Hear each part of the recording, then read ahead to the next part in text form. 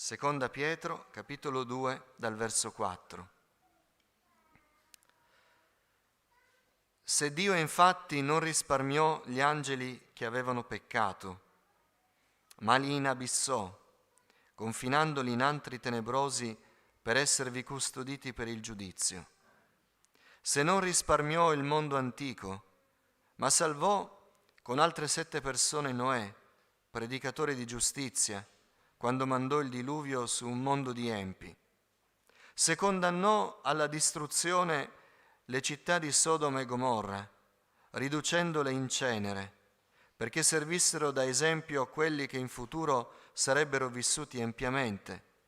E se salvò il giusto Lot, che era rattristato dalla condotta dissoluta di quegli uomini scellerati, quel giusto infatti, per quanto vedeva e udiva, quando abitava tra di loro, si tormentava ogni giorno nella sua anima giusta a motivo delle loro opere inique.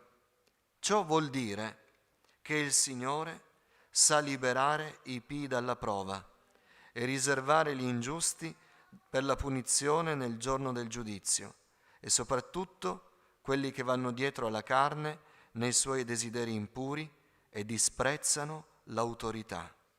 Signore, parla al nostro cuore attraverso le parole dell'Apostolo. Facci comprendere la tua onnipotenza, perché noi vogliamo, Signore, trovare ispirazione spirituale, trovare quel vigore che ci serve, Signore, per continuare a sperare in Te. Signore, abbiamo tanti bisogni e a volte, Signore, il mondo ci sorprende, ma noi vogliamo rimanere saldi nella fede e sappiamo che possiamo farlo soltanto confidando in Te. Signore, aiutaci a ricevere la Tua parola tutti insieme. Signore, aiuta me a condividerla con i miei fratelli. Purifica le mie labbra, apri la mia mente, Signore. Riempimi della potenza dello Spirito Santo, Signore, perché io possa annunciare la Tua parola e non la parola di un uomo. Te lo chiedo nel nome di Gesù, benedetto con Te in eterno. Amen. Amen. Accomodatevi, fratelli. L'Apostolo Pietro fa un avvertimento ai falsi dottori, va dritto al punto, ha parole molto forti, ma del resto, quando non si è nella verità,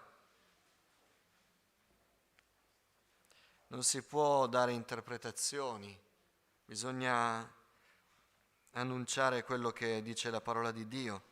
Parla di falsi profeti, parla di falsi dottori, parla di persone che hanno iniziato nella fede ma poi hanno rinnegato, parla di persone dopo, il verso 10, potete poi leggerlo a casa, nuvole senza acqua, fonti senza acqua, nuvole sospinte dal vento, senza frutto, che si affannano, che parlano, ma alla fine non si vedono frutti che onorano il Signore. Quindi fa tutta una panoramica di situazioni abbastanza oscure, abbastanza tristi, che lasciano poca speranza. Riaccendiamo la luce perché già parlo di oscurità. Mi sembrava che calasse una nuvola nera. E dice il Signore che viene il tempo in cui Lui giudicherà. Fratelli, non ce lo vogliamo dimenticare, che Dio odia il peccato e le cose non sono mai cambiate. Il fatto di essere in un tempo di grazia non cambia la posizione di santità di Dio. Dio odia il peccato e il peccato verrà giudicato. E quando il Signore racconta le parabole del regno, sempre noi sottolineiamo che la chiamata è per tanti, ma a rispondere sono pochi e pochi saranno gli eletti. E questo ci deve far pensare, e lo legge anche l'epistola di Pietro, se poi volete scorrere le pagine a casa. Questo ci fa pensare, e lo dice il Nuovo Testamento, che il giudizio partirà dalla casa di Dio.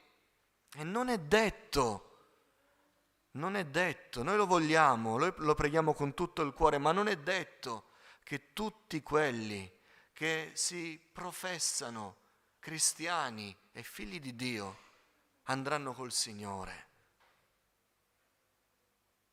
In generale e in particolare tra di noi.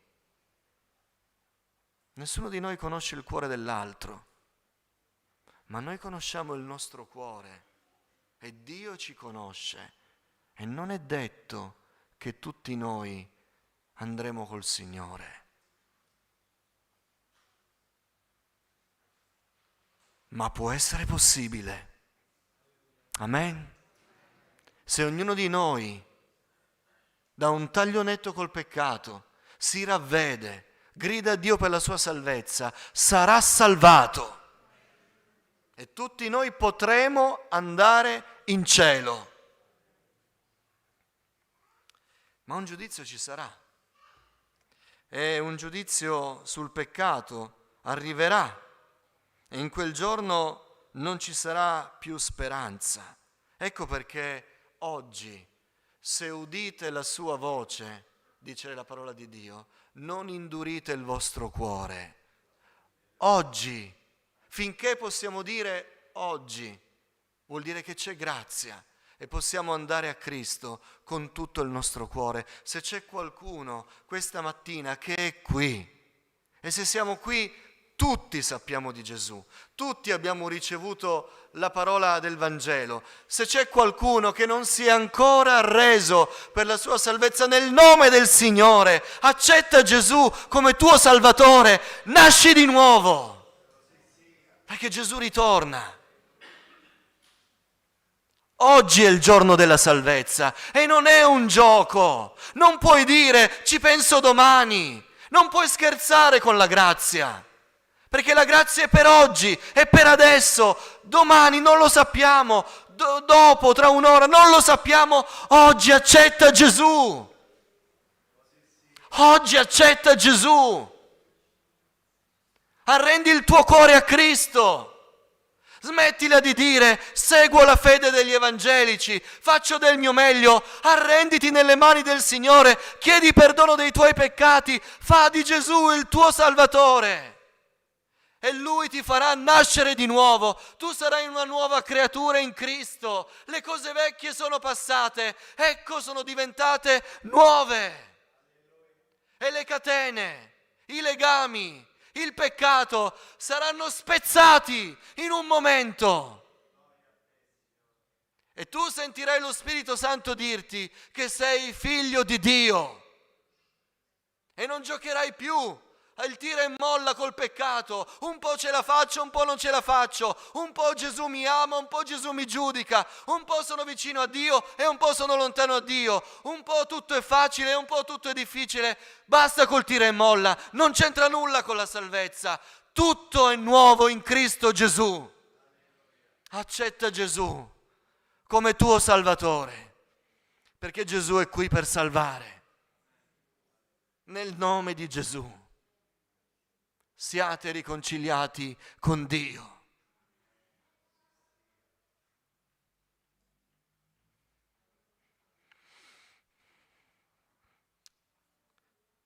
C'è un tempo, dice Pietro. Dio non risparmiò gli angeli che avevano peccato e li inabissò, confinandoli in antri tenebrosi. Gli angeli decaduti che in un certo momento hanno seguito Satana e si sono ribellati a Dio, sono stati giudicati. L'epoca storica di Noè noi non la possiamo immaginare. La parola dice che Dio giudicò il mondo con l'acqua e quando arriverà allo stesso culmine di peccato, Dio giudicherà il mondo con il fuoco. E poiché non l'ha ancora giudicato il Signore il mondo con il fuoco, vuol dire che noi ancora non abbiamo visto il livello di corruzione che c'era ai tempi di Noè. Non lo possiamo immaginare, perché Dio è un Dio misericordioso, lento all'ira e di gran bontà. E se arrivò a giudicare il mondo intero, col diluvio, noi non riusciamo a comprendere il livello di peccato, di egoismo, di arroganza a cui il mondo era arrivato. Sodoma e Gomorra avevano raggiunto un livello di peccato che non poteva essere più redento e furono giudicate con il fuoco che cadde dal cielo. Pietro dice: guardate che Dio non è cambiato. Quelli che vanno dietro alla carne, quelli che vanno dietro a desideri impuri, quelli che disprezzano l'autorità, quelli che compiono opere inique, e poi va avanti, audaci, arroganti, non hanno orrore di dire male delle dignità, mentre gli angeli non ardirono proferire giudizio, costoro bestie prive di ragione, destinate per natura a essere catturate e distrutte, dicono male di ciò che ignorano. E va avanti Pietro e dice: guardate che tutte queste cose Dio le giudicherà. Fratelli, guardate che il peccato verrà giudicato dal Signore. Noi non possiamo vivere la nostra vita di fede col peccato in tasca dicendo: tanto amo Gesù, perché Dio odia il peccato e lo giudicherà. Ma mentre fa queste considerazioni l'Apostolo Pietro, che ci devono spronare a cercare la faccia di Dio per la nostra salvezza, è come se lo scoprisse mentre lo scrive. Dice: il diluvio era un giudizio insindacabile, era una situazione irreparabile e il giudizio doveva arrivare. Su Sodoma e Gomorra è lo stesso. Vi ricordate, Abramo fece la sua intercessione: Signore, se ce ne fossero 50, se ce ne fossero 20, se ce ne fossero 10, non salverai. E il Signore abbassava: se ce ne sono salverò, se ce ne sono salverò. E non salvò, perché non c'era neanche quel minimo numero per salvare. Quindi situazioni senza speranza. E mentre scrive queste cose Pietro dice: mentre Dio aveva giudicato il mondo col diluvio, salvò con altre 7 persone Noè. Mentre aveva giudicato Sodoma e Gomorra con il fuoco, salvò il giusto Lot. E allora dice: se con un giudizio così grave, con una situazione senza speranza, Dio è stato capace di salvare Noè e salvare Lot, ciò vuol dire che il Signore sa liberare i pii dalla prova. Se anche nella situazione più terribile che noi possiamo immaginare Noè fu salvato e Lot fu salvato, ciò vuol dire che Dio sa liberare. Ed è questo ciò di cui parliamo questa mattina. Dio sa liberare. Nella situazione più grave, nel giudizio più atroce, Dio sa liberare. Alleluia. Quando tutto intorno a noi è senza speranza, Dio sa ancora come fare per liberarci. Ecco perché noi nel Signore possiamo sperare in Dio questa mattina, con tutto il nostro cuore, con tutta la nostra speranza. Noi possiamo guardare verso il cielo, verso l'unico che sa liberare. Può sicuramente, ma tante volte noi sappiamo che Lui è onnipotente e noi diciamo: non sappiamo come farà. Ma Pietro dice: ma sei riuscito a salvare Noè, sei riuscito a salvare Lot, Dio sa liberare e lo sa fare in un modo meraviglioso. Dio sa liberare da ogni nemico. Noè aveva i suoi oppositori. Lot, ce lo ricordiamo, quando arrivarono gli angeli e lui li ospitò a casa, scoprì che i suoi concittadini erano oppositori. Dio sa liberare dai nostri nemici. Dio sa liberare i suoi figli da ogni nemico. Dio liberò quelli che confidavano in Lui da ogni avversario. Ancora oggi, fratello, sorella, Dio ci sa liberare dai nostri avversari. vogliamo rimanere in pace nel nostro cuore, vogliamo confidare in Dio, perché Dio sa liberare. Se noi facciamo un po' una carrellata veloce dei personaggi biblici, forse il personaggio che ebbe più oppositori, più nemici, fu Davide, che iniziò quando Dio lo chiamò. Guarda caso, quando Dio lo chiamò. Quando Dio non l'aveva chiamato stava tranquillo nei campi, nei prati, faceva il pastore, costruiva strumenti musicali, componeva poesie, era tranquillo. Poi Dio lo chiama e iniziano i guai. A volte qualche credente dice: io non sono sicuro che questa è la via da seguire, perché da quando ho accettato il Signore nella mia vita sono iniziati i guai. Ma certo, il nostro avversario non ha alcun interesse a guastare la vita di quelli che già gli appartengono. Noi abbiamo un combattimento che non è contro carne e sangue, ma è contro i principati e le potenze. Noi non vogliamo ignorare le macchinazioni dell'avversario. E quando Davide fu chiamato dal Signore, andò alla corte di Saul e iniziò la sua vita di guai, di nemici, di avversari.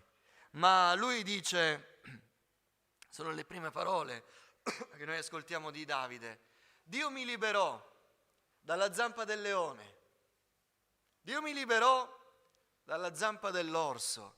E non so se siete mai stati in uno zoo safari, quando si avvicinano gli animali alla macchina. Noi siamo protetti nella macchina, ma non so voi, ma quando ho visto avvicinarsi gli animali, quelli grossi, una certa impressione te la fanno. Ma Davide poteva testimoniare: Dio mi liberò dalla zampa del leone, Dio mi ha liberato dalla zampa dell'orso. E quando fu il caso di Goliat poteva aggiungerlo nel suo curriculum spirituale: Dio mi ha liberato dal gigante, Dio mi ha liberato dai miei avversari. Dice, quando introduce il Salmo 18, che noi leggiamo anche nel secondo libro di Samuele, l'introduzione: Davide rivolse al Signore le parole di questo canto quando il Signore lo liberò dalla mano di tutti i suoi nemici e dalla mano di Saul. Ciò vuol dire che Dio sa liberare i pii da tutti i loro avversari. Dio ci sa liberare da ogni nemico, Dio ci sa liberare da ogni oppositore, da quelli che vorrebbero spaventarci. Il Salmo 27 dice: il Signore è la mia luce, la mia salvezza, di chi temerò? Il Signore è il baluardo della mia vita, di chi avrò paura? Quando i malvagi, che mi sono avversari e nemici, mi hanno assalito per divorarmi, essi stessi hanno vacillato e sono caduti. Se un esercito si accampasse contro di me, il mio cuore non avrebbe paura. Se infuriasse la battaglia contro di me, anche allora sarei fiducioso. Dio sa liberare i suoi figli dai loro nemici. Forse c'è qualcuno che hai a casa che ti spaventa perché vuole scoraggiarti dalla tua fede. Forse c'è qualcuno sul posto di lavoro che, mentre tu onori il Signore con la tua testimonianza cristiana, ti è oppositore. È Pietro stesso che dice: guardate che non vi dovete lamentare se non vi comportate bene e si scagliano contro di voi, ma se vi comportate bene e onorate il Signore e se la prendono con voi perché siete cristiani, questa è una grazia. Ma non dobbiamo avere paura, perché Dio ci sa liberare dai nostri nemici. Nel Salmo 46 il Signore ci fa sapere che fa cessare le guerre fino all'estremità della terra, rompe gli archi, spezza le lance, brucia i carri di guerra. Dio ci sa liberare dai nostri nemici. Coraggio, fratello, coraggio, sorella. Dio ti protegge. Alleluia. Dio ti protegge. Ci sa liberare da ogni avversario. Se liberò Noè, se liberò Lot, ciò vuol dire che il Signore sa liberare da ogni cosa. E in modo particolare la liberazione migliore che il Signore sa fare è la liberazione dalla prigionia. Dio sa liberare. Dio sa liberare in particolare dal peccato. Dio sa liberare dal peccato, anzi, Dio è l'unico che può liberare dal peccato e lo sa fare. Dio ha liberato i prigionieri dalle prigioni, ha aperto le carceri, ha creato terremoti per scuotere prigioni e liberare i suoi. Noi sappiamo che il Signore dà la libertà. Se il Figlio vi farà liberi, sarete veramente liberi. Ciò vuol dire che Dio sa liberare da ogni legame, da ogni prigionia, da ogni laccio, da ogni catena che ci tiene incatenati, che ci tiene appesantiti. Dio sa liberare. Se ha liberato Noè quando non c'era più speranza, se ha liberato Lot quando non c'era più speranza, Dio sa liberare da ogni catena. E lo vuole fare ancora questa mattina. Il Figlio ci libererà da ogni schiavitù, da ogni dipendenza, da ogni prigionia. Dio è l'unico. Forse chiediamo al Signore che ci liberi dai nostri nemici, che ci liberi dalle nostre difficoltà, e non chiediamo al Signore che ci liberi dalla difficoltà più grande dell'anima nostra, quella che ci fa morire eternamente, il peccato, la prigionia spirituale. Ma Dio sa liberare. Dio sa liberare. E tu non devi dire come farà, cosa devo fare. Tu non devi fare nulla e non ti devi chiedere come farà, perché Dio sa liberare. Devi solo dare il tuo cuore a Lui e Lui ti libererà dal peccato. Amen. Ti libererà dal peccato. Alleluia. Gloria a Dio. E dice in modo specifico Pietro, ciò vuol dire che Dio sa liberare i pii dalla prova. In modo particolare la prova. Dio non è sordo al nostro grido. Dice il Salmo 81 che nell'angoscia gridasti a me e io ti liberai. Ti risposi nascosto in mezzo ai tuoni, ti misi alla prova per mezzo delle acque di Meriba. Nella prova tu gridasti a me e io ti liberai. Ciò vuol dire che Dio sa liberare i pii dalla prova. Sei provato, sei in un periodo di prova, sei in un grande tormento spirituale. Ricordiamoci che Dio ci sa liberare dalla prova. Ricordiamoci che come liberò Noè e Lot dalla prova della distruzione, Dio è capace di porre un limite alla nostra prova. Un limite che non va oltre le nostre forze, dice la parola di Dio, perché Dio sa liberare. Ricordiamoci che Dio pone un termine, la parola fine alla prova. Dio lo può fare, Dio lo sa fare. La nostra prova non è infinita, perché il nostro Dio ci sa liberare dalla prova. Verrà il momento in cui il Signore dirà, fino a qui, basta, ora esci dalla prova, e Dio saprà. Noi siamo forse nel cuore della prova e mentre vediamo distruzione intorno a noi, oscurità intorno a noi, diciamo io da questa prova non ne uscirò mai più.